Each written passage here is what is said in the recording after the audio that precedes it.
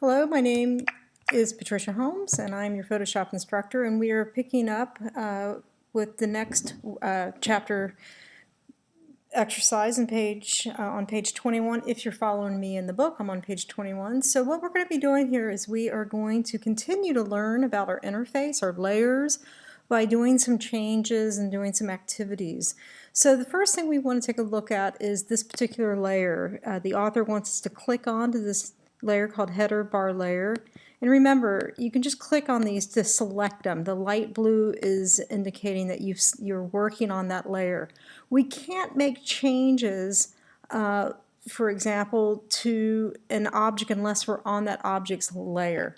So having chosen the header bar layer, we're going to use the eyedrop tool to select a very specific color. So I'm going to pick this eyedrop. I'm going to come over here to this brown, and I'm going to hold my mouse down and I'm going to choose a brown, and you're going to see the brown in the color palette here in the toolbar. So we're going to take this brown, and then what we're going to do is we're going to use the zoom tool, and we're going to zoom in on this area a little bit closer so we can see our work. So I'm going to grab the zoom tool, which is down here. I'm going to make sure the zoom plus is selected. I'm just going to go a little bit more into it. Next, on the next page, we're going to use the rectangular marquee tool. Whew, say that 3 times fast. And then we're going to select a particular area by simply dragging our mouse over the area. And that area is now selected. Next, we are going to choose the brush tool. So the brush tool is right here on top. Please make sure you're on the brush tool and not any other tool such as the history brush tool. So the brush tool is right here. And if you leave your mouse over it, you'll see the name. And what we're going to do is we are going to right click or control click if you're using a mouse anywhere on the stage, and that's going to pop a menu up. So the menu is also up here, but the author's shown us a shortcut. So we're gonna open up the menu, and we are going to choose a soft round brush, and we're going to put it at 65, at size 65 pixels. That's the size of the brush. And then what we're going to do is we're going to paint the selected area until it's fully painted. We're not going to worry about going outside of the selection because it's not going to affect anything. So then let's go ahead and do that. Let's paint this really quickly. And woohoo! Okay, I know you're going to do a much better job. I'm trying to rush because creating videos I want to be super efficient at. Okay, so after we've painted that area, we are going to go select deselect, select deselect or Command D, and we have a brown area we've added.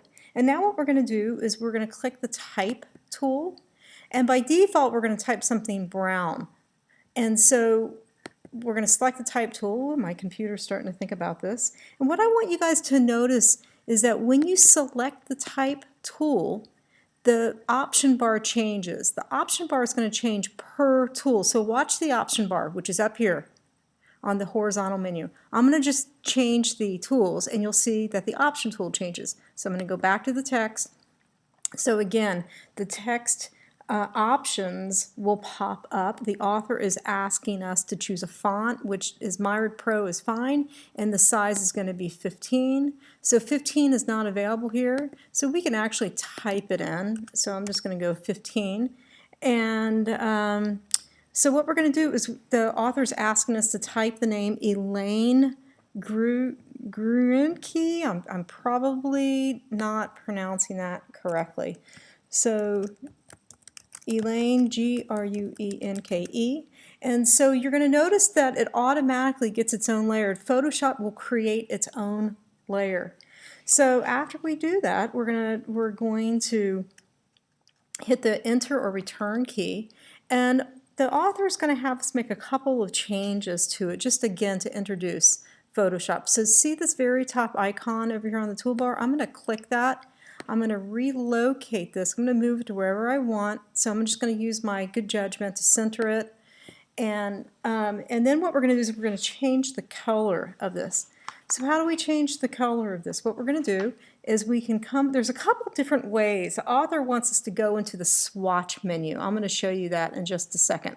But let me show you my easier way to do it. If you come over here to the T icon and you double click that T icon, you're going to see that your text just got selected. Come over here to this box, and what you're going to do is you're going to choose a color of your choice. So the author is having us choose a color that pretty much matches this. So if I took my mouse, I went over here to this word Dutch, and I clicked on that T, I'm going to get my text to match immediately.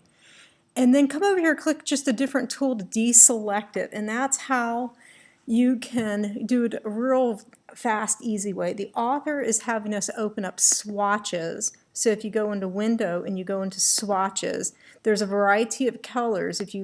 So let me select this again. So if I pick green and I clicked another tool, it's now green.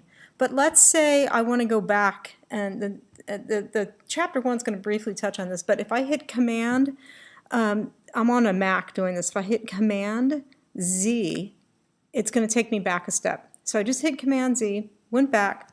The author in this chapter also has us look at small list. I'm not sure if this is filming, but if you click right here, there's a little arrow, it's a small list. We're going to click, and this is going to simplify our color for us. The author is going to have us pick a blue type of color, and again, picking this is only going to be applicable, it's only going to apply if we have the text chosen.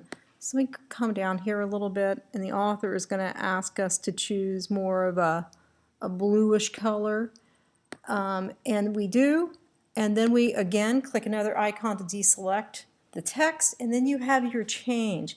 Yours is going to be a little bit more pure blue, but finding the menu and finding the steps and how to change text color, how to create text, and how to make a selection box and add a color is what we just covered in this exercise. Okay, thank you for listening.